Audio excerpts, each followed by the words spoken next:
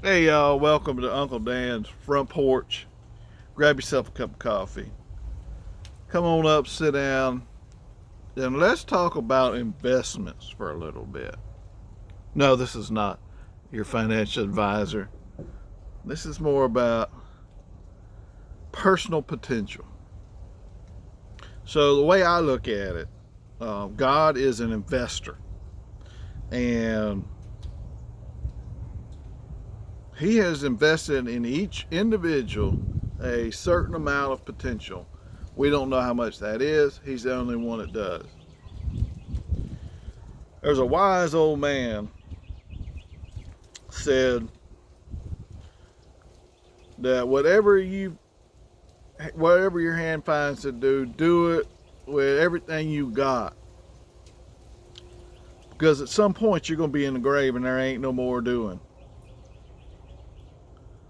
So the potential that's invested in you is meant to be spent on this planet before you wear out.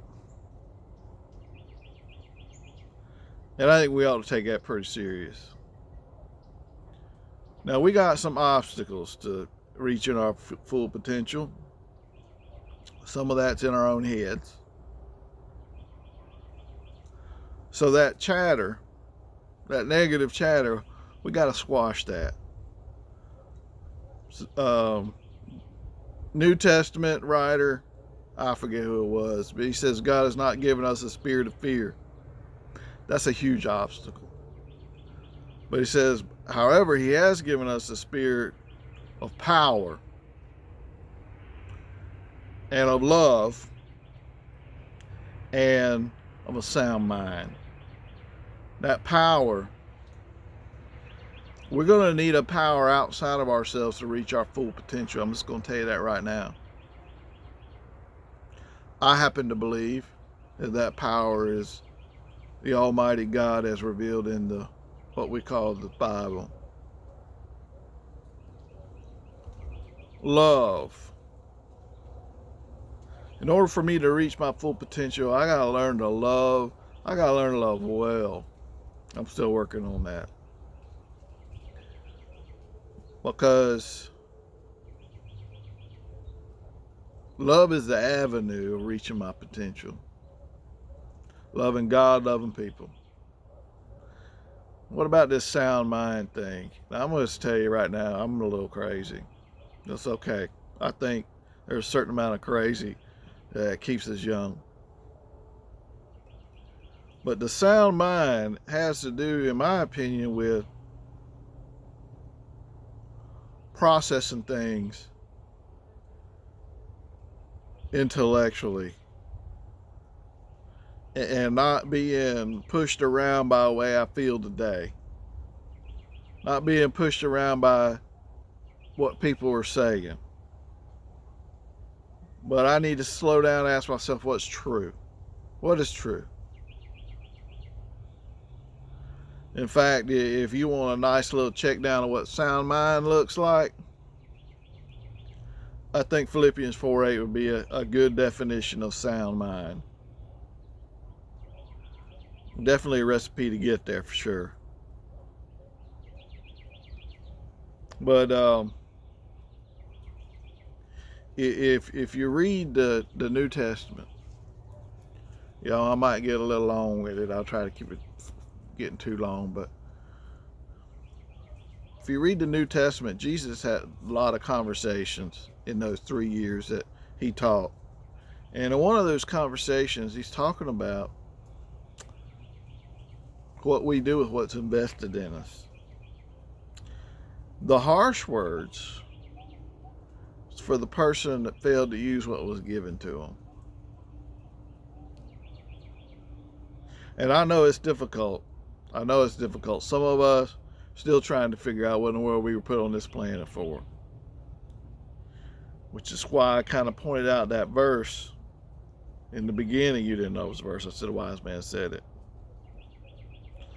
Ecclesiastes 9:10. I'm sorry. Ecclesiastes 9:10. Solomon says, whatever your hand finds to do, do what you might.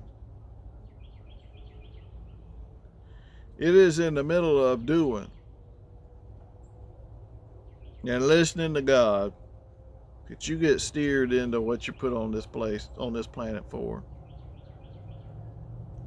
And your purpose in this season may be different. Your purpose may change in the next season. You have no idea. Only God's the one that's got this all drawn up. What you're doing in this season may be a stepping stone for the next season. Don't worry about it. Get your butt busy. Don't waste. Do not waste what you got put in you. Don't do it. You'll forever regret it. You will. Listen to me now. Listen to me. I have seen a lot of people die. And some of those people, you look back on their life and you're like, man, they sure didn't really do a whole lot. They wasted what they had. And then you see other people that they may not be huge, big from a national, international standpoint, but you talk to the people whose lives they touched,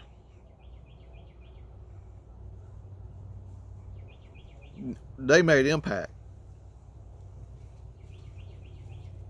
Now, I ain't even hit 50 yet. But I'm going to tell you something. I know, because I've been watching the clock, I ain't got so many years left. Now, what I think I have left and what I really have left is probably different. Because a lot of us aren't told, most of us ain't told when our time is.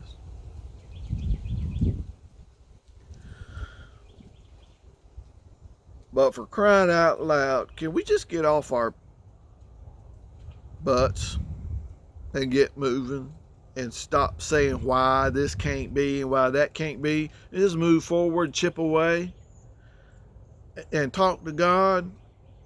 Because I'm going to tell you right now, the most influential New Testament writer had obstacles. His name's Apostle Paul. He had obstacles.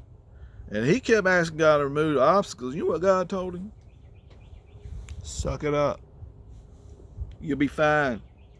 Because I got you. As God said, my grace, my power is made known, is amplified through your weakness. God can't show out like he wants to show. Y'all didn't know that, did you? God likes to show out. God can't show out when you sitting on your couch. Because you just don't think it's really worth the effort. Because you don't think it'll make no difference no how. Listen, y'all want to know why y'all ain't seeing God do a whole lot? Because you ain't doing nothing. And you ain't inviting God into your business to make it bigger than you are. See, it ain't about us anyway. It's about him. Invite him into your arena. Jump into his. Watch him do some showing out.